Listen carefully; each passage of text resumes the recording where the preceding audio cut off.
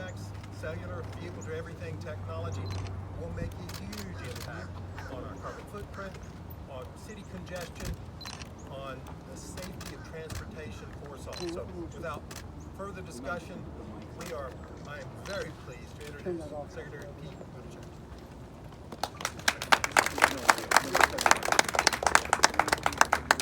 Thank you, Mayor. Thanks for welcoming us so warmly. We're so pleased to be in Peachtree Corners and so enthused to see local leadership promoting innovative solutions because the kinds of things that you see piloted here around electrification, around automation, and a whole lot more really will help to define what travel and transportation are going to look like going into the 2020s.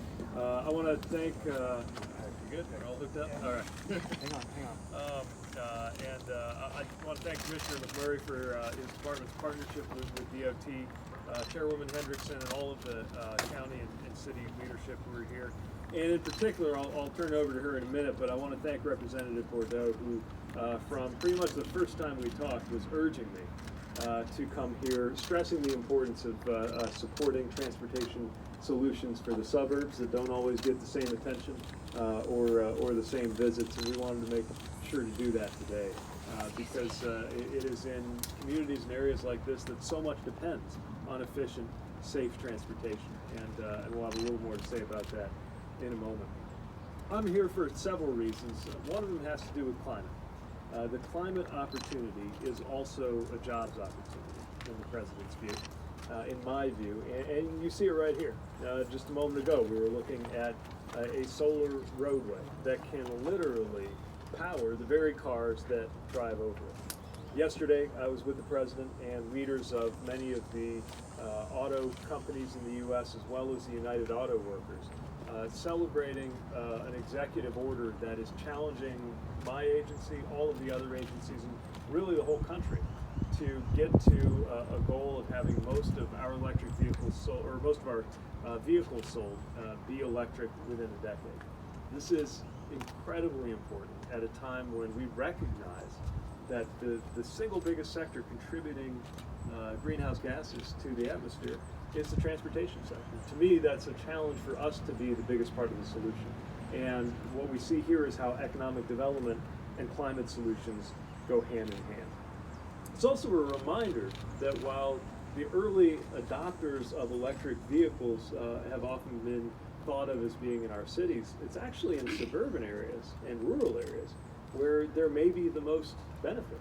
After all, you have longer commuting distances, more money that can be saved by not having to fill up, and there's a form of charging infrastructure that people who live in houses already have, which is called the plug-in-your-wall, supplemented by the remarkable pieces of charging infrastructure that we know are right here in this community. It's also about equity, because tailpipe emissions disproportionately impact communities of color and lower income communities that tend to live nearer to heavily trafficked roadways and routes, which means that we have a chance to drive health equity as well as economic development through the right kind of climate action. And we are about to make a historic step towards supporting that at the federal level. We see here how state and local, private, and philanthropic partners are already at work creating our transportation future. It's time for the federal government to step up and do its part too. And with the bipartisan infrastructure deal moving through the Senate as we speak, with leadership and support from members of the House like Representative Bordeaux, we see an opportunity to supercharge, pun intended, the transportation future of this country. An electric vehicle network like the one that is right here, the largest in the region, but fitting that into a nationwide network of over 500,000 charging stations. Electrifying school and transit buses so that we can protect kids from pollution and save school corporations and districts money as we go. To support transit with the biggest investment the federal government's ever made in transit to reduce congestion and again to contribute to the emissions challenge. And so much more from support for rail and ports to what we can do for airports in a region that is served by one of the great airports in the country. We're so proud of what we can do. Something that for Georgia alone means $1.5 billion for public transportation $135 million for electric vehicle charging infrastructure, and more for roads and bridges and all the other things we count on every day. So I can't think of a better place to be right now to help tell this story, to help illustrate both the need and the opportunity. And I was just delighted to get a look for myself. We'll take questions in a moment, but I want to turn it over to Representative Bordeaux, who, again, I thank for encouraging me to come here and see it for myself. Councilman. All right, well, Secretary Buttigieg, so good to have you here. Thank you to all of you for showing up. I'm so glad you came, yes, outside the perimeter. We have a lot to show you here, and we really do have a lot of interest in transportation and the transportation bill that's going through now.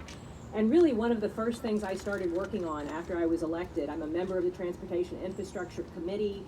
I am co-chair of the New Dems Infrastructure Task Force, and I actually also sit on Problem Solvers, which is that bipartisan group that has been working so hard to come up with a bipartisan transportation solution. So all of this really has been front and center in my agenda for this community. And what I tell everybody is we, much like the Secretary was talking about, we are in a position here to do well by doing good. We know that one of the major barriers to economic development in our community is the congestion and the difficulty of moving around in our community or getting into and out of this community. And so that investment in infrastructure is going to be so important for economic development.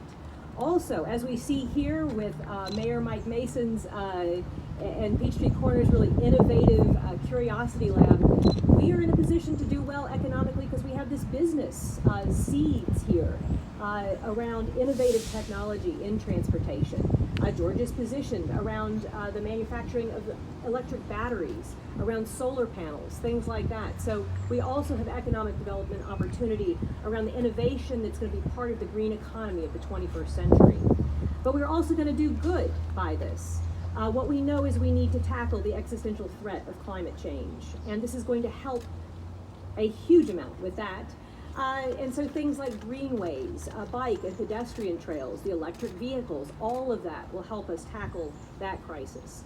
And it's also going to help us with justice, social justice issues, ensuring mobility, that people are able to get around our community.